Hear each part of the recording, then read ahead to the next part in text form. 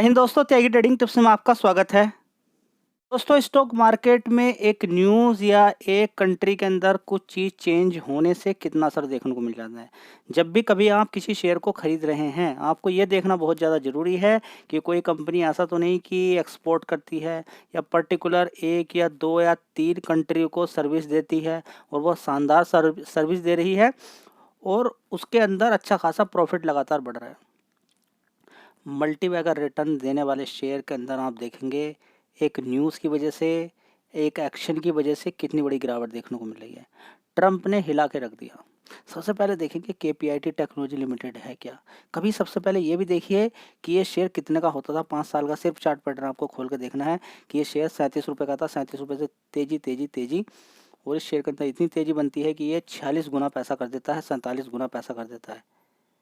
3 अप्रैल 2020 से लेकर 2 अगस्त 2024 तक का डेटा मैं आपको ये दिखा रहा हूँ कि लगभग 47 गुना पैसा कर देता है। सबसे पहली बात तो ये कि 47 गुना पैसा होने के बाद होता क्या है जी? क्या होता है? Profit booking.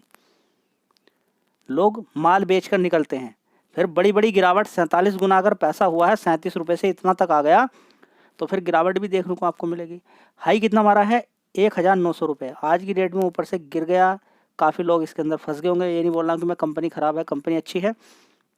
सबसे पहली बात देखिए, ये जो कंपनी है ये क्या प्रोवाइड करती है? आईटी सर्विस, मतलब टेक्नोलॉजी प्रोवाइड करती है। किसको? ऑटो सेक्टर को। ऑटो सेक्टर के अंदर आप देखेंगे बहुत सारी चीज़ें होती हैं जो टेक्नोलॉजी बेस पर होती हैं। देखते हैं उसके अंदर कैमरे से लेके हर चीज़, सेंसर वगैरह सारी चीज़ें। आप देखेंगे कि दरवाज़ा भी अगर खुला हुआ है तो वो बता देगी आपकी गाड़ी की हाँ दरवाजे के अंदर ये दिक्कत है। आपका सारी चीज़ें उसके अंदर आप देखेंगे कि आजकल तो ऐसा सिस्टम आ गया ऑटोमेशन से लेकर कि गाड़ियाँ अपने आप भी चलती हैं। सारी चीज़ें बहुत अलग अलग प्रकार की टेक्नोलॉजी आती है जो गाड़ियों के अंदर होती है, वो ऐसी कंपनियां हैं देने का काम करती हैं। तो अच्छी कंपनी है। लेकिन सबसे बड़ी दिक्कत वाली बात क्या है जी? क्या दिक्कत वाली बात है? सबसे बड़ी दिक्कत वाली बात है कि ये ऑटो सेक्टर को टेक्नोलॉजी प्रोवाइड कराती है ज़्यादातर। किसको? ऑटो सेक्टर को। और अभी ऑटो सेक्टर में क्या है, क्या कि अमेरिका के अंदर जो भी बाहर से दिखे, ऑटो सेक्टर के अंदर अमेरिका के अंदर बहुत सारी ऐसी कंपनियां हैं जो 2 व्हीलर, 4 व्हीलर, 3 व्हीलर तक लेकर सारा सामान या फिर टेक्नोलॉजी वगैरह सारी प्रोवाइड करा देती है। तो बड़ा इम्पोर्ट करता है ऑटो सेक्टर के अंदर। ठीक है, 2 व्हीलर, 3 व्हीलर की बात करें, कार की बात करें या फिर जो भी है, ठीक है, वो सारी चीज़ें इम्पोर्ट करता है अमेरिका विदेशों से। ठीक है, तो अभी क्या बोला है कि जो भी गाड़ी अमेरिका के अंदर, यूएस के अंदर आएगी, 25% का टैरिफ लगाया जाएगा फ्लैट। किसी को माफ़ी नहीं है।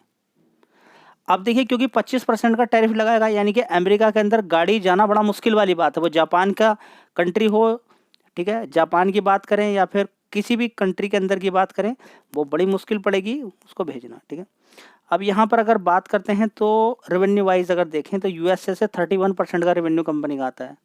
और अमेरिका वाली जो कंपनियां वो बाहर के अंदर काम कर, रेवेन्यू आता है वहाँ से, वहाँ की कंपनियां सर्विसेज लेती हैं। यूरोप से 52% आता है, एशिया पे 17% का से आता है। तो सभी पर इसने क्या लगा दिया है?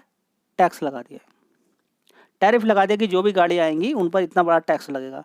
अब क्योंकि दूसरी जगह गाड़ी जाने में बड़ी दिक्कत जहाँ होगी, जाएंगी तो महंगी जाएंगी, तो बिक्री कम हो सकती है। जब बिक्री कम होगी तो ये तो जितनी कम गाड़ियों को ज़्यादा टेक्नोलॉजी प्रोवाइड करेगी, जितना ज़्यादा कंपनियों का काम देखेगी, उतना ज़्यादा इस कंपनी को फ़ायदा हो सकता है। तो एक चैलेंज आ गया कंपनी के सामने। क्या आ गया? एक चैलेंज आ गया। अब देखते हैं आगे क्या होता है। आपके सामने शेयर है, मार्केट कैप 32,000 करोड़ का, 32,000 करोड़ का मार्केट कैप है, पी रेशियो 43 का है।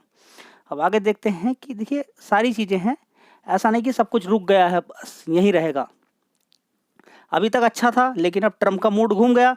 ट्रम्प कह रहा नहीं भाई, हम तो बहुत कम टैक्स लगाते हैं आप पर, आप तो बहुत ज़्यादा लगाते हैं। उसने हाथ जोड़ के बोला सॉरी, अब हम मुक्ति दे दीजिए, इतने दिनों से आप अमेरिका को लूट रहे, अब थोड़ा सा दया कीजिए हम पर। ठीक है, बात भी सही है, गलत नहीं है। चलिए दोस्तों, अगली कंपनी है सेल टेक्नोलॉजी। लगभग 65% का रेवेन्यू वहाँ से आता है। देखिए यहाँ पर फार्मा को भी छोड़ दिया गया है। अगर अचानक ही कुछ ऐसी चीज़ें और ज़्यादा बढ़ जाएँ तो बड़ी दिक्कत हो सकती है। ठीक है, तो यहाँ पर बड़ा टैक्स, ठीक है, तो गिरावट एक दिन के अंदर देखिए 3.87% की गिरावट यहाँ पर आपको देखने को मिल रही है। ठीक है, तो आगे कुछ और बढ़ जाए, कुछ और चेंजेस देखने को मिल जाए तो दिक्कत हो सकती है। फिलहाल अभी देखेंगे गिरावट है। 1 साल का चार्ट पैटर्न आप देखेंगे तो अच्छी खासी तेज़ी इस शेयर के अंदर बनी थी। 5 साल का चार्ट पैटर्न देखेंगे तो कभी शेयर नीचे होता था, ज़बरदस्त तेज़ी इसने दिखाई और मल्टी बैगर रिटर्न बना के दे दिए। यहाँ पे लोगों को अच्छा पैसा लोगों ने बनाया है। उसके बाद देखिए अब गिरावट है बिकॉज ऑफ, क्योंकि अमेरिका के अंदर अब कुछ अलग ही चीज़ें देखने को मिल रही है, यानी कि अमेरिका के अंदर काम करने वाली कंपनियां अब डरने लगी हैं। दोस्तों अगली कंपनी इन्फोसिस, 1495 रुपये का भाव यहाँ पर देखने को मिल रहा है। कितना? 1495 रुपये का भाव है। लगभग 3.5% की गिरावट यहाँ पर आपको देखने को मिल रही है शेयर के अंदर। वही है कि अमेरिका के साथ जो भी कंपनियां बिजनेस कर रही है उनके अंदर गिरावट यहाँ पर देखने को मिल रही है, क्योंकि न्यूज़ ही ऐसी है। तो दोस्तों अगला शेयर है टीसीएस, देख लीजिए लगभग 3.97% की गिरावट यहाँ पर देखने को मिल रही है। पूरा आईटी सेक्टर के अंदर ही गिरावट है। दोस्तों अगली कंपनी हैप्पीएस्ट माइंड्स, इसका तो बहुत बड़ा बिजनेस होता है अमेरिका के साथ, ठीक है। इसके अंदर तो उतनी बड़ी गिरावट देखने को नहीं मिली, क्योंकि ये ऑलरेडी बहुत ज़्यादा टूट चुका है। 1 साल से देखेंगे टूटने पर ही लगा है, थोड़ा सा शेयर ऊपर भागता है फिर नीचे गिरावट हो जाती है।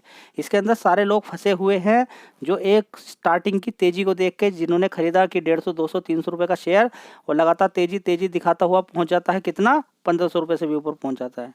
कितना? 1500 रुपये के आसपास। उसके बाद से लगातार इस शेयर के अंदर गिरावट है। जो फंस गया वो फंस गया, अभी तक निकल नहीं पा रहा। इसलिए बोला जाता है कि सारा पैसा किसी कंपनी के अंदर नहीं लगाना है, लगा दिया है तो फिर अलग हट जाइए। दोस्तों अगली कंपनी है विप्रो, 256 रुपये का भाव यहाँ पर देखने को मिल रहा है। लगभग 2.5% की गिरावट है। तो अच्छी कंपनियाँ जितनी ज़्यादा गिरेगी उतना फ़ायदा ही है, लेकिन फ़िलहाल ये आपको समझना ज़रूरी है कि बिजनेस के अंदर कितना यहाँ पर फेरबदल देखने को मिल रहा है और क्या क्या ग्लोबली चीज़ें चेंजेस देखने को मिल रहा है। देखिए अभी तो ये स्टार्ट हो चुका है, अब आगे देखेंगे क्या क्या चीज़ें होती हैं, और हो सकता है दूसरी कंट्रीज़, अभी तो अमेरिका ने स्टार्ट किया है, अब यहाँ पर सारी कंट्रीज़ देखेंगी कि कहाँ कहाँ किस देश के अंदर एक्सपोर्ट होता है, और वो देश कम लगाता है टैरिफ और दूसरे देश के ज़्यादा लगाते हैं। दोस्तों अगला शेयर है ट्राइडेंट, आप कहेंगे कि 26% का फ्लैट टैरिफ टैक्स और मिनिमम बेस कितना है? 10% का। मिनिमम 10% से कम तो किसी पे लगेगा ही नहीं है, और मैक्सिमम कितना लगा है? रेसिप्रोकल है, कम हो जाएगा अगर कोई कंट्री कम करता है तब। ट्राइडेंट के अंदर अचानक तेजी देखने को मिली। देखिए ट्राइडेंट गिरा हुआ मौका आपको एक प्रकार का दे रहा है, लेकिन अच्छा खासा बिजनेस निकालता है ये भी अमेरिका से, यूएस से, ठीक है। विदेशों से अच्छा खासा बिजनेस इस कंपनी का आता है। लगभग 7.5% की तेजी। इसके पीछे का रीजन क्या है? 26% का तो टैरिफ लगा हुआ है, तेजी क्यों बन गई इसके अंदर? बड़ा सोचने वाली बात है। नहीं, आप देखेंगे कि चाइना के ऊपर 34% और बांग्लादेश के ऊपर भी इसी तरह से काफ़ी, यानी कि 26% से ज़्यादा का ही टैक्स लगा है, ठीक है। तो अलग अलग कंट्रीज़ के ऊपर अलग अलग टैक्स लगा है। फिलहाल तो इंडिया के ऊपर 26% का टैक्स लगा है। अलग अलग कंट्रीज़ पे अलग अलग टैक्स यहाँ पर लगाया है, ठीक है। जो 25% का किस पे लगाया है? ऑटो सेक्टर पे फ्लैट लगाया है, ठीक है, सभी के लिए। तो ट्राइडेंट के अंदर अभी देखेंगे चाइना पर ज़्यादा टैक्स लगाया है, बांग्लादेश पे भी ज़्यादा टैक्स लगाया है। तो दोनों ये अच्छा टेक्सटाइल का एक्सपोर्ट करते हैं अमेरिका के अंदर, क्योंकि उन पर टैक्स बहुत ज़्यादा लगा है तो वो शायद अब ना कर पाएँ, ठीक है। तो अगर ये कर पाता है और यहाँ पर कोई डील हो जाती है तो इस कंपनी को अच्छा फ़ायदा हो सकता है। तो इसके साथ साथ और दूसरी कंपनी भी है, रेमंड को आप देखेंगे उसके अंदर भी अच्छी खासी तेज़ी देखने को मिली है। रेमंड और दूसरी बिजनेस के रियल एस्टेट, एफएमसीजी सेक्टर और दूसरी सेक्टर के अंदर भी रेमंड काम करता है। चलिए मैं आपको दिखा देता हूँ। यहाँ पर अगर हम देखने की कोशिश करते हैं रेमंड के अंदर आप देखेंगे 1500 रुपये का भाव है। इसने भी मल्टी बैगर रिटर्न बना के दे दिए हैं। थोड़ा अलर्ट रहिएगा, ऐसा नहीं कि बस आंख बंद करके खरीदते ही जा रहे हैं। उसके बाद देखिए पिटाई होती है शेयर की। 3000 रुपये से गिरते गिरते यहाँ पर आ चुका है। अब आगे देखते हैं कितनी गिरावट होती है। तेजी में आंख बंद करके कहीं पर भी नहीं खरीदना है, ट्रैप हो जाओगे, इस चीज़ को समझ लीजिए। चलिए तो अगला शेयर है पारादीप फॉस्फेट लिमिटेड। तो ये फर्टिलाइज़र बनाती है, इंडिया के अंदर ही ज़्यादातर इस कंपनी का बिजनेस है, विदेशों से इतना ज़्यादा नहीं आता है। तो इस कंपनी पर कोई असर नहीं है। नीचे की साइड में देखिए, नीचे की तरफ गिरा था स्टार्टिंग में, पहले तो 30, 35, 40, 50 रुपये पे कवर किया। उसके बाद तेजी दिखाई इस शेयर ने और बहुत ही अच्छा शानदार तरीके से 128 रुपये का भाव दिखाया। उसके बाद इसके अंदर गिरावट हो जाती है। गिरावट भी ज़बरदस्त होती है, नीचे की साइड में 90 रुपये तक पहुंच जाता है। और 90 रुपये से अब धीरे धीरे इसके अंदर तेज़ी बनी और इसने कितना पैसा बना के दे दिया? 29% के रिटर्न बना के दे दिए। कितना पैसा बना के दिया है? 29% के रिटर्न इसने बना के दे दिए। तो ये है पावर स्टॉक मार्केट की। सिर्फ 1 महीने के अंदर 29% के रिटर्न आपको बना के दे दिए, ठीक है। कितना? 31% मान के चले, कितना? 31% के रिटर्न बना के दे दिए। ढूंढना पड़ता है माल यहाँ पर। अच्छा FIDIs यहाँ पर खरीदारी कर रहे हैं IPO के भाव से अकॉर्डिंग। अगर देखें IPO के भाव के अकॉर्डिंग देखें तो इसके अंदर कोई खास अभी तेजी नहीं बनी थी। उसके बाद अच्छी खासी फिर गिरावट हो गई थी, 200% के रिटर्न इसने बना के दिए थे, ठीक है। तो आईपीओ के बाद से फिर गिरावट हुई, मार्केट कैप भी छोटा ही है, 9,000 करोड़ का मार्केट कैप है, तो नीचे से कवर किया। रिकमेंडेशन किसी भी शेयर की नहीं होती, मैं आपको पहले बता चुका हूँ कि मैं इस चैनल पे आपको ये नहीं बोलता हूँ कि ये शेयर खरीदना है, ये वो शेयर खरीदना है। हाँ, कुछ शेयर के अंदर कुछ क्वालिटी होती है, मैं आपके साथ शेयर कर देता हूँ। जैसे एफआईज इसके अंदर खरीदारी कर रहे हैं, उतनी तेज़ी नहीं बनी जितनी बननी चाहिए थी। आगे आप अपना दिमाग लगा सकते हैं। चलिए एक बार मैं इसके फंडामेंटल आपको दिखा देता हूँ।